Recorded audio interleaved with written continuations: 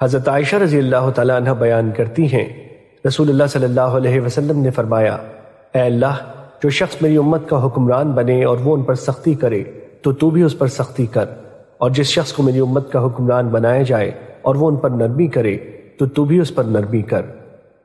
مشکوٰۃ المصابیح حدیث نمبر 3689۔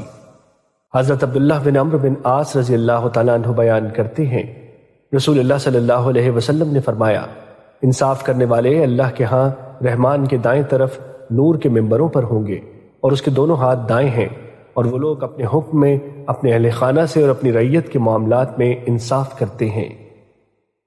مشکوٰۃ المصابیح حدیث نمبر 3690۔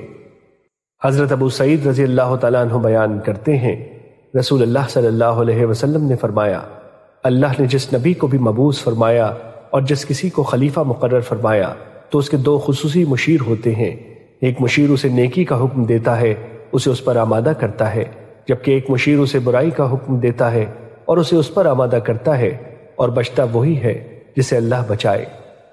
مشکوٰۃ المصابیح حدیث نمبر 3691۔ حضرت انس رضی اللہ تعالیٰ عنہ بیان کرتے ہیں، حضرت قیس بن سعد رضی اللہ تعالیٰ عنہ کا نبی صلی اللہ علیہ وسلم کے ہاں وہ مقام تھا جو حکمران کے ہاں کوتوال کا ہوتا ہے۔ مشکوٰۃ المصابیح حدیث نمبر 3692۔